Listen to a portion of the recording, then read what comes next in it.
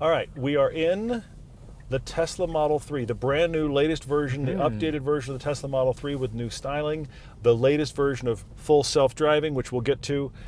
All of the latest and greatest. This has actually been wrapped, which is why it's in this what is this? This mint color? It's forest mint. It is forest mint, so that's why it's in this color. It is a wrap. There's a lot to say here. It's been borrowed from our friends at Out of Spec. Jordan Schieffer brought it over to Utah for us. There's a lot to discuss, but I want to say right away, there is no way to bring up Tesla without suddenly everybody picking political sides. That's the place we've reached. Yeah. And we have said a lot of things about Elon Musk that we found questionable long before he became a political figure. I want to acknowledge right now, we are not a political show. This is a discussion of what this car does well and doesn't do well. If you have political leanings on whether or not to buy the car, that's not why we're here. One of the things I want to talk about is the license plate of this car, which is FSD-ish, because it's been driven nearly 6,000 miles, and they have driven it almost entirely on full self-driving. And that is the big question right now, to see if this car can do full self-driving, which has been promised forever, but hasn't been really what the name says on the tin. FSD-ish. But it's perfect. The other thing that's happened is Tesla has double, triple, quadrupled down on we don't need radar, we don't need LiDAR, we're just going to do it with cameras. So this is done entirely with cameras. I'm going to turn it on right now. And I will admit, it's simultaneously really impressive and very disconcerting. Great cars, great roads, and all the reasons we love to drive. Road trips, comparisons, test drives, and podcasts. This is Everyday Driver. It's taken me a long time to get used to what FSD can do. And it's really impressive, and especially where we are now. This is level 2 plus, meaning hands-free. Level 3 would be hands-free and eyes-free. So you could crawl in the back seat and go to sleep. But and it is some watching. Point, it is watching now, so the camera's right up here. At some point, humanity is going to get there. I fully believe that. We're not far now. But I feel like people's trust in FSD up to now has been too much. Oh, because sure. Yeah, we're I agree. still Yep. very attentive. The camera is requiring our eyes. Now, it is very hands-free for a long time. Rarely does it ask you to just give a quick input on the steering wheel. It'll ask you at some point. That's the most surprising thing, is every system I've been in, including prior Teslas, every now and then you had to pinch the wheel. This doesn't ask. This watches where your eyes are. If you wear a baseball cap, it can't see your eyes, it's going to start asking questions. If you pull a phone out, it'll start asking questions. Otherwise, I can sit here and never touch the wheel. And somebody with a law degree can check me on this, but I think technically that's not legal. I don't think regulation is caught up to where this is, because yes, it's watching to make sure I'm paying attention, but I don't have to touch the wheel at all. It doesn't require it unless it thinks I've looked away for too long. It is so weird to not have to touch the wheel at all, not to squeeze the wheel. It's just going to go. And hundreds, thousands, again, 6,000 miles on this car, only a few hundred of them have been with someone actually physically driving. Now, we could reach a place when those that can't drive, you're incapacitated for whatever reason, this could be a huge help. I see it. This feels ahead of where laws understand the tech to be. It definitely feels that way, but I'm all for it because it's going to give mobility back to so many people that cannot drive for health reasons, for any reason, that it could revolutionize their health, their personal health. Certainly their freedom. Their freedom, it's all interconnected. And so for that reason, I'm all for it. And I love what's going on. I'm amazed. And what this feels like now is no longer robotic. It's not necessarily just center of the lane, doing exactly stop, go. You'll see the system, because it's based on so much input from human drivers over the years, that data has been integrated to make the car drive like a human. For example, on the freeway, it won't go exactly the speed limit. In a 65 zone, I found myself doing 75, 71, like most humans would do, but it's keeping up with traffic around it. On some turns, it will not center itself in the lane, or it will go to the far, on a left turn, it will go to the far right. It will do what human drivers have kind of trained it to do. So therefore it feels more natural than it ever has. And what's scary is, as good as it is now and as impressed as we are, it's only going to get better from here. And this was a short time between the last version we drove to getting here. It's a short time. I mean, less than, I'll say, 8 years of development. Cameras do limit it. We've seen situations, in fact, Jordan showed us situations where tar snakes in the road confuse it and it doesn't know where to be. Okay, FSD clearly cannot handle this type of pavement. 4 times now, it's woven into the oncoming traffic lane to avoid what it thinks is an obstacle in the road, and it's actually just this tar that's been used to fix cracks in the pavement. High contrast environment, totally get it, but this is when camera-only sensors really do not work. Whoa, there we go again. FSD is not liking all these strange markings on the pavement. There are limitations to cameras. There's a staggering amount of computing going on here. We've said before that Tesla's done the best as far as actual code and UI. That's all very good. Also, this hits every pothole it can find. I don't know why, but it hits every single pothole it can find. Obstacles, it misses. Potholes. What's interesting is there's 2 layers of self-driving coding going on now. The original one was all just code, okay? But now it has overlaid that with all of the data that Tesla has constantly been pulling from all of its drivers over the last decade that have driven all of these roads. That has made the car now have a layer of human experience, for lack of a better word to put it, laid on top of the code, which, to your point, starts to make it feel normal in the way the car is operated, unlike somebody learning to drive. It feels like somebody's been driving for a while. That's the way I would define the difference. But the problem is you're not doing anything. And most of the time, that's just weird. So it begs the question, can this be used as a teaching tool? And we've punched in the address for the hotel, and it's brought us exactly to the front entrance. Okay, I'm going to drive it around the corner. But that was, quite good, actually. I have to admit, I'll have to shift into drive first. No, you have to swipe into drive. This digital shifter so much. Swipe into the future. It's difficult for me to tell you how much I dislike that. Yeah. Anyway, sorry.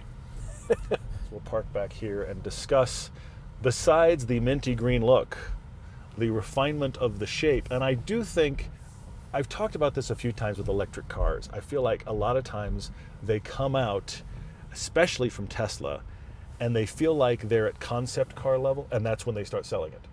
And this Model 3's been around enough now that it does feel like it's been properly cooked now. Everything's been a little refined. Everything's been properly executed for a while now. This is the level at which I feel like they should have sold it originally, and we've reached there. And I felt like that with almost all the Tesla products. I'll be curious to see what, if anything, happens to refine the Cybertruck.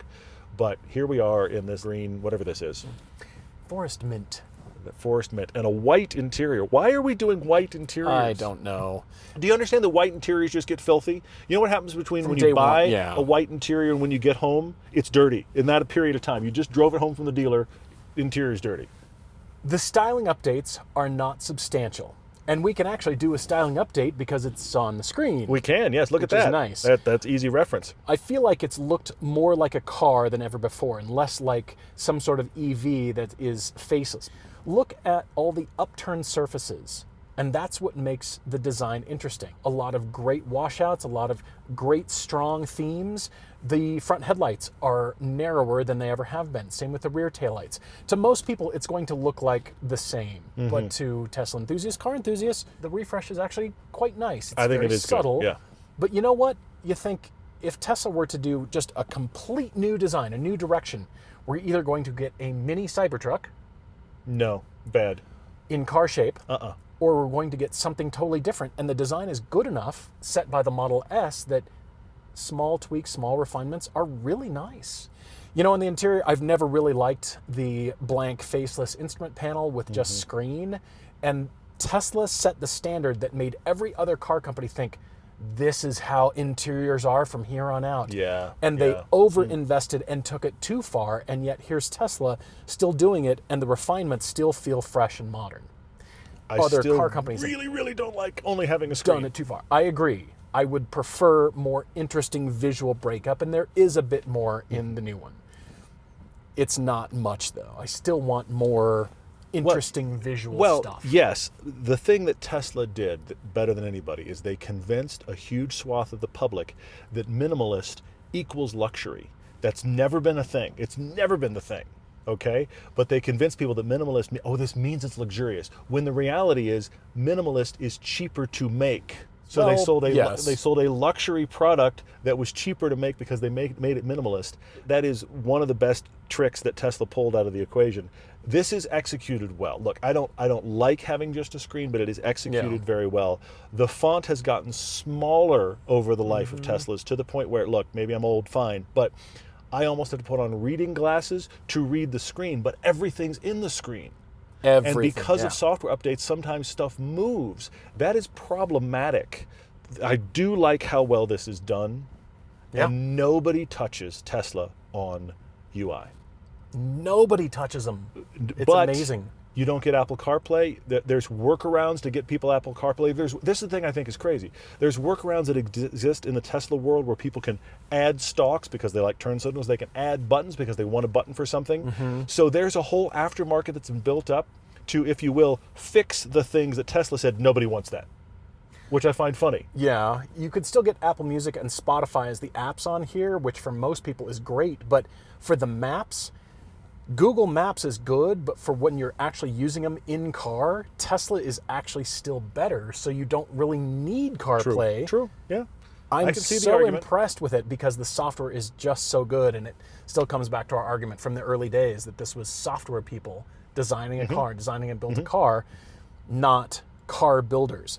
But they have caught up because I judged the shut lines on this car. I walked around and I looked at it all, and the car is symmetrical.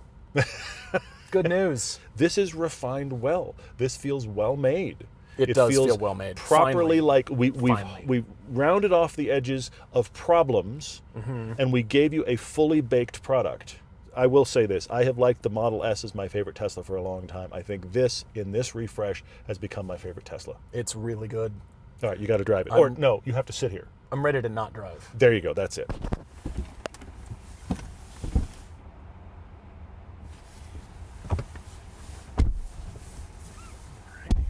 Few seat adjustments here, and let's start navigating. Yes, press and hold for FSD. Okay, we're navigating out of the parking lot of the hotel. And I think this is fascinating with cameras, where how it actually gives you an avatar of the actual cars you're passing at different scale. We're just driving through a parking lot, and I am paying attention to the road. You were looking at the screen. How dare you? But yeah, exactly. The screen. Okay, but it actually is mocking up the cars around us, most of which are SUVs. I mean, look at this. There's a small car next to a truck, small car next to a truck. Yeah. Oh, look, a van coming. I mean, genuinely impressive, especially when you think about the fact that it is a visual-only system that is doing all of this.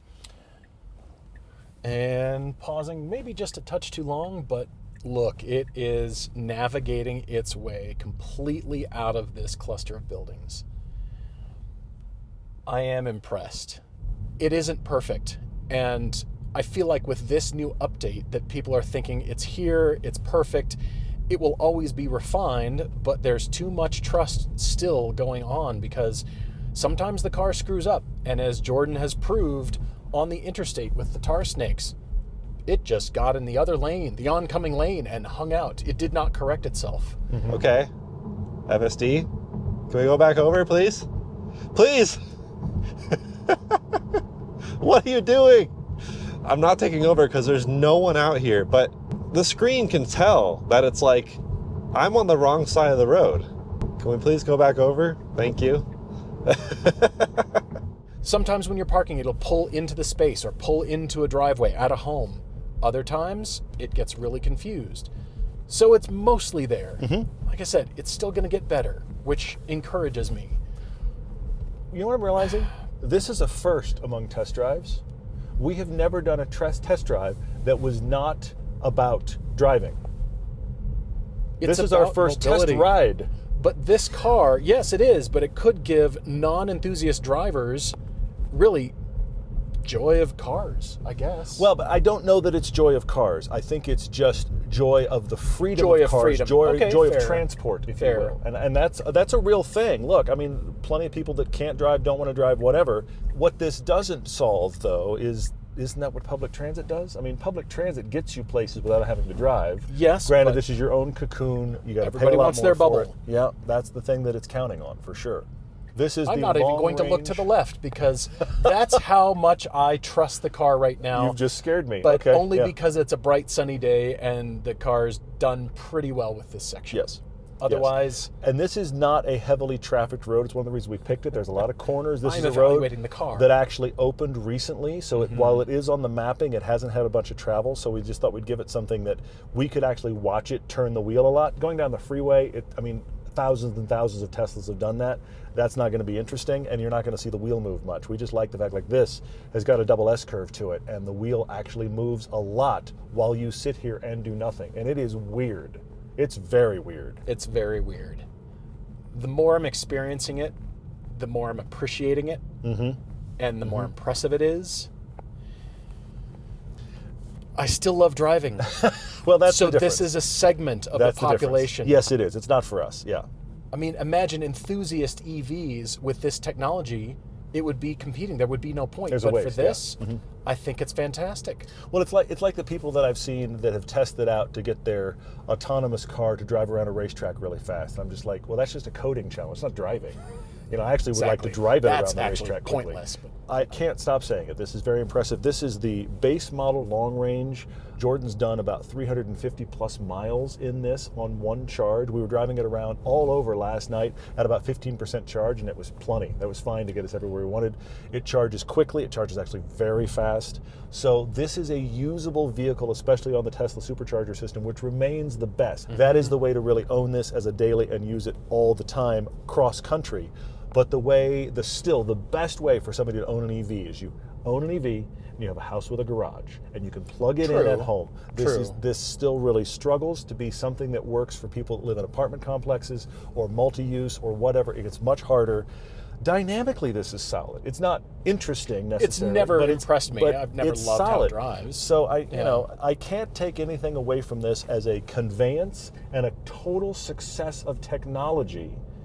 It's just not Yeah. something I'm engaging with because I don't need to engage. We just sit here.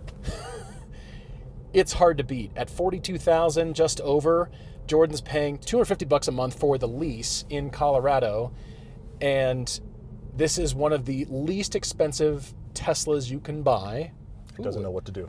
We're just lose. gonna Yep. hang out in the roundabout. It just got confused. It doesn't know where to go. How right long now. do you think it we'll went be the stuck wrong- here? It went the wrong direction. did Look at go the that. wrong It went direction. the wrong direction right there. We showed it, unless it's By the way, it recalculating. can't get through there. That's somebody's driveway. I can tell you right now. It can't do that. Okay, so we discovered a fail. But It's again, this is not not a heavily quite trafficked road. there. It isn't. Yeah. All right, I'll turn us around. I'll actually drive. You're going to drive? Whoa, that's crazy. Yeah. Missing a pothole. It's almost like it's going to aim for potholes. It practically does. Okay, so Take yeah. control, yes. Immediately. yes. Immediately. All right, yeah. I So got it. We can't go down their driveway. They're nice people, but we can't go down their driveway. Yeah. Ooh, the turning radius is terrible. It's not good. Swipe to drive. No. All bad. Swipe all to drive. bad. I would say give it back to it after you get through the roundabout, and then it'll know where it's going. It's always driven artificially. Sure, All Teslas have sure, just yeah. have this artificial feel, but it is certainly direct. And this one has gotten more precise. And the ride is solid. It's not ride's great, but solid. the ride is nice. I mean, this has a. If it's driving you, you genuinely feel chauffeured. You do. You're just like, oh, Sure. I'm just sitting here and Yeah. enjoying the seat and the entertainment. I don't have to think. It's heading for that, which is not an enthusiast driving headspace, but it does work. And we're back on course. Impressive. Of all the EVs on the market, if you're just looking to spend as little as possible for the best features and longest range, Tesla is still number one, really. They're still killing it. I mean, they're way out front commute, with their for- technology. for Yeah. range? Yeah. Jordan has gotten over what Tesla has claimed the range is on this. they've gotten 20 plus further miles. Now, interstate 70 miles an hour, nobody else out there understand. Yeah. But long range, you know what? It's comfortable. You said it rides really well, and it's got full self-driving, mostly. Mostly. The fails are entertaining, though. Well, you do have to pay attention because you just never know. What if I didn't pay attention? What Well, if I just then in a minute it's going to freak out, is gonna and it's going to be freak out. I'm freak just out at the gonna roundabout, by the way. Which is enjoy thank you the for that. scenery. Thanks for that. You've left me completely blind. I appreciate it. Hey, look, I'm just gonna This check out is the scenery. bad news. I hope it's driving properly. Is it driving properly? Well, yeah, I am anymore. not against grabbing the wheel. I'm not putting gonna that to check you it right anymore. now. I'm just gonna We look are out the being window. irresponsible. But I got FSD. You don't put in. No, that's no. the wrong place. Okay, we're getting there. We're getting there. We're not there, but we're getting there. Better than it's ever been. Better than it's ever Still been. Impressive. fails. Impressive, genuinely. Cool car.